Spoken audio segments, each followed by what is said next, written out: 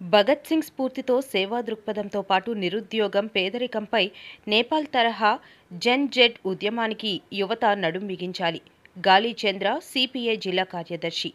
స్వాతంత్ర సమరయోధుడు సర్దార్ భగత్ సింగ్ 118వ జయంతి సందర్భంగా ఆదివారం స్థానిక రెడ్ క్రాస్ భవన్లో ఏఐఎస్ఎఫ్, ఏఐవైఎఫ్ ఆధ్వర్యంలో జరిగిన రక్తదాన శిబిరంలో పాల్గొన్న సిపిఐ జిల్లా కార్యదర్శి గాలి చంద్ర మాట్లాడుతూ, ప్రస్తుత పాకిస్తాన్, పంజాబ్, బంగాలో కిషన్ సింగ్, విద్యావతి దంపతులకు 1907 సెప్టెంబర్ 28న జన్మించిన భగత్ సింగ్ అతి చిన్న వయస్సులోనే స్వాతంత్ర ఉద్యమానికి ఆకర్షితుడై రవి అస్తమించిన సామ్రాజ్యవాద బ్రిటిష్ వారికి వ్యతిరేకంగా ఉద్యమానికి శ్రీకారం చుట్టి యువతను స్వాతంత్ర సంగ్రామంలో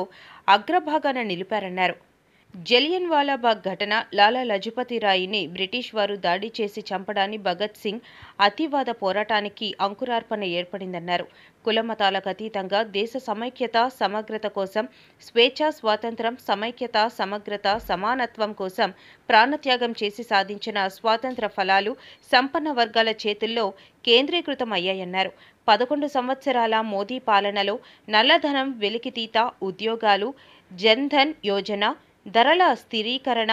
పన్నుల తగ్గింపు, రైతుల ఆదాయం రెట్టింపు, విద్యారంగ పరిరక్షణ, మహిళా సాధికారత, సమగ్రాభివృద్ధి వంటి ఎన్నికల వాగ్దానాలు అమలు చేయడంలో ఘోరంగా విఫలమయ్యారన్నారు. అతి చిన్న వయసులోనే స్వాతంత్రోద్యమంలో క్రియాశీల పాత్ర పోషించడం కూడా జరిగింది. మరి ఈ క్రమంలో జలియన్ వాలాబాగ్లో బ్రిటిష్ సామ్రాజ్యవాదులు అందరినీ ఒక్కసారిగా ఒక తోటలో సమావేశం జరుగుతున్నటువంటి నేపథ్యంలో వాళ్ళపైన విచక్షణ రహితంగా కాల్పులు జరిపితే చాలామంది ఒక బావిలో పోయి తలదాచుకున్నా కూడా బావిలో కూడా వదలకుండా వాళ్ళు కాల్చి చంపినటువంటి ఘటన భగత్ సింగ్ యొక్క ఆలోచననే మార్చివేసినటువంటి పరిస్థితి. అప్పటి నుండి తర్వాత స్వాతంత్రోద్యమంలో ప్రత్యక్ష పాత్ర పోషించడం, లాలా లజపతి రాయ్ని బ్రిటిషు సైనికుడు సాండర్డ్ ఎప్పుడైతే తల మీద కొట్టి గాయపరిచి చావుకు కారణమైనాడో దాని పర్యావసానం తిరిగి అతని మీద దాడి చేయడానికి కావలసినటువంటి చర్యలు ముమ్మరం చేయడం, దేశవ్యాప్తంగా వస్తున్నటువంటి స్వాతంత్ర పోరాటంలో సాయుధ పోరాటం ద్వారానే విముక్తి చేయొచ్చు అనేటువంటి ఆలోచన, ఒక తీవ్రవాద ఆలోచనతో ఆయన ముందుకు రావడం జరిగింది. ఈ క్రమంలో దేశవ్యాప్తంగా ఒకవైపు గాంధీజీ శాంతియుత పోరాటం ఒకవైపు, రెండో వైపు భగత్ సింగ్ ఏదైతే బ్రిటిష్ సామ్రాజ్యవాదులు చేస్తున్నటువంటి సాయుధ బలగాలతో ఏ విధంగా దాడులు చేస్తూ ఉన్నారో అదే క్రమంలోనే తిరిగి దాడి చేసేటువంటి విధానం ఎంచుకొని ఆ క్రమంలోనే దేశంలో ఉన్నటువంటి యావత్తు యువతనంతా అటెన్షన్ ప్లే చేయడం కోసం పొగ బాంబులు పార్లమెంటులో విసిరి పారిపోకుండా అరెస్ట్ అయ్యి జైలు కూడా పోవడం జరిగింది. దాని తర్వాత ఆయనకు మరణశిక్ష విధించి మరణశిక్ష తెల్లవారితే విధించాలనేటువంటి దాన్ని ఉల్లంఘించి తెల్లవారితే జైలు గోడలను బద్దలు కొట్టేటువంటి యువత అంతా కూడా దేశవ్యాప్తంగా వస్తున్నారనేటువంటి ఆలోచన పసిగట్టి బ్రిటిషు సైన్యము ముందు రోజే ఆయన్ను ఉరి తీయడం కూడా జరిగినటువంటి నేపథ్యంలో హుసేనీవాలా నదీ తీరాన శవాన్ని కాలకు ముందే జనమంతా పోయేటటువంటి సందర్భంలో అక్కడికక్కడ వదిలేసి పారిపోయినటువంటి ఘటనలను భారతదేశంలో ఉన్నటువంటి యువత అంతా కూడా ఇవాళ ఆదర్శంగా తీసుకోవాల్సినటువంటి అవసరం, బాధ్యత ఇవాళ ఉంది. మరి భగత్ సింగ్ జైలు గోడల మధ్య ఉన్నటువంటి నేపథ్యంలో యూరోపియన్ దేశాల్లో వస్తున్నటువంటి రష్యా సోషలిస్టు విప్లవం ఒకవైపు,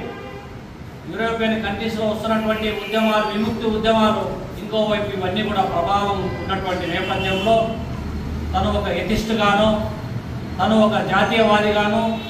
తను ఒక సమైక్యవాదిగాను, తను సమగ్రాభివృద్ధిని కాంక్షించేటటువంటి, దోపిడీ లేని సమాజం కాంక్షించేటటువంటి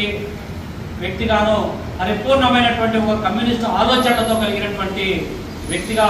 మారడానికి అనేక లిటరేచర్ తాను రాసినటువంటి వీలునామా పుస్తకం మొదలుకొని ఉత్తరాలు మొదలుకొని అన్నీ కూడా దర్పణం పడతా ఉన్నాయి.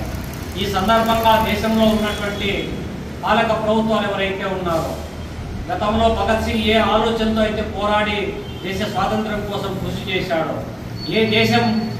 ఈ విధంగా ఉండాలని కాంక్షించాడో అందుకు భిన్నంగా ఇవాళ కులం పేరుతో, మతం పేరుతో, ప్రాంతం పేరుతో, భావం పేరుతో, భాష పేరుతో రకరకాలమైనటువంటి ప్రజల మధ్య వైషమ్యాలను రెచ్చగొట్టేటువంటి దౌర్భాగ్య స్థితి ఇవాళ కొనసాగుతూ ఉంది. దేశానికి స్వాతంత్రం వచ్చి ఇన్ని సంవత్సరాలైనా కూడా ఇప్పటికీ ఆకలి, పేదరికం, దారిద్ర్యం, నిరుద్యోగం, నిరక్షరాస్యత తాండవిస్తున్నటువంటి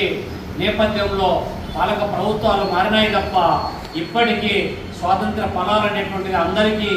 సమానమైనటువంటి అవకాశాలు, హక్కులు రానటువంటి దౌర్భాగ్య స్థితి నెలకొంటున్నటువంటి నేపథ్యంలో పక్కనే ఉన్నటువంటి నేపాల్ లాంటి దేశాలలో జన్జెడ్ పేరుతో యువత అంతా కూడా ఇవాళ అక్కడ అవినీతికి ఆనవాళ్లుగా మారినటువంటి పాలక ప్రభుత్వంపై తిరుగుబాటు చేసి ఇవాళ ఒక నూతనమైనటువంటి ప్రభుత్వ ఏర్పాటుకు ఏ విధంగా అయితే కృషి చేశారో మరి ఈ దేశంలో కూడా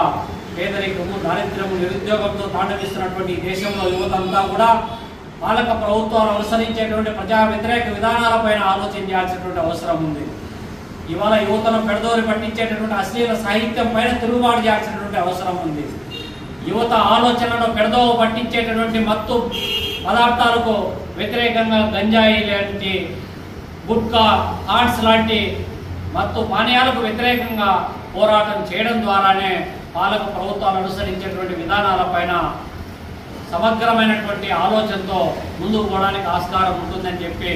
రానున్నటువంటి రోజులలో భగత్ సింగ్ లాంటి ప్రాణ త్యాగంతో సాధించుకున్నటువంటి స్వాతంత్ర ఫలాలు అందరికీ సముపార్జించాలంటే మరి వారి యొక్క ఆశయ స్ఫూర్తి ఏదైతే ఉందో సమాజం కోసం, ఈ దేశంలో అందరికీ అన్ని హక్కులు, అవకాశాలు రావడం కోసం యువత ముందుండి పోరాటాలకు సమాయత్తం కావాలని చెప్పి ఈ సందర్భంగా కోరుతా ఉన్నాం.